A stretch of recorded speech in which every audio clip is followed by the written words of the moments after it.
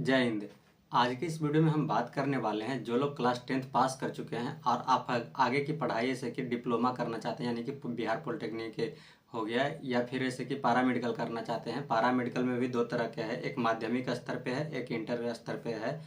तो आप ऐसे कि अगर जो 10th पास कर चुके हैं और आप पॉलिटेक्निक या पैरामेडिकल के क्षेत्र में जाना चाहते हैं तो उनके लिए एंट्रेंस एग्ज़ाम देना पड़ता है।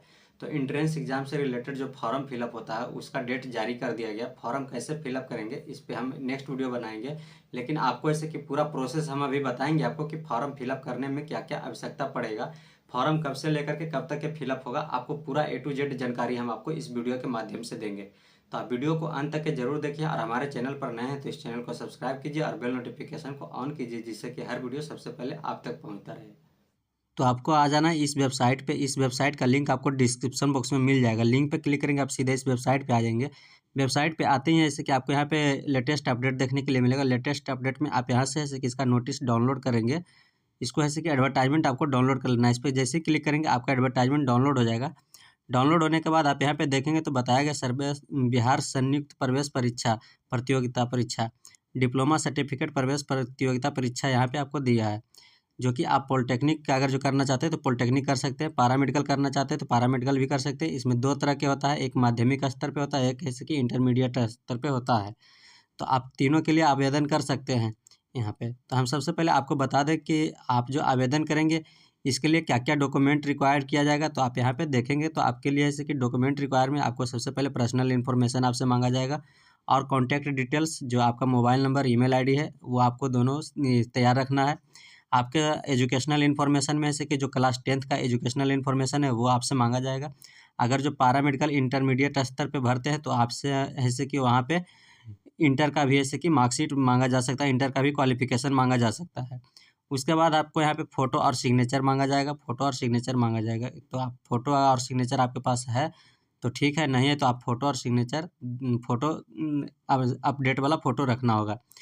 उसके बाद आपको यहाँ पे ऐसे कि बताया गया शुल्क कितना लगेगा, जो ऑनलाइन पेमेंट माध्यम से लगेगा वो पेमेंट कितना लगेगा।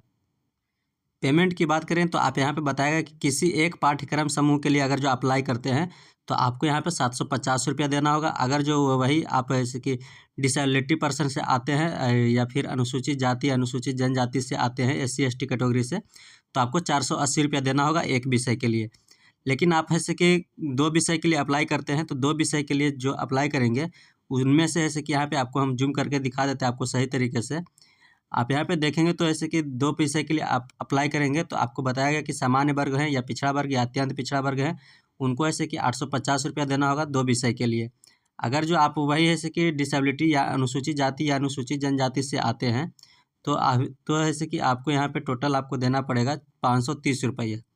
लेकिन अगर जो आप ऐसे कि तीनों विषय के लिए अप्लाई करते हैं तो आपको टोटल 950 रुपया देना होगा। अगर जो डिसेबिलिटीज़ है या फिर SC ST कैटेगरी से आते हैं तो आपको 630 रुपया यहाँ पे चालान कटेगा।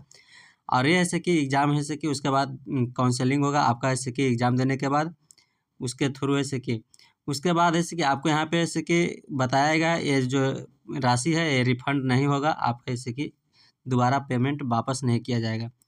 तो आपको ये देखने के लिए मिला। उसके बाद आपको हम बताएंगे कि इसका रजिस्ट्रेशन कब से कब तक के लिया जाएगा।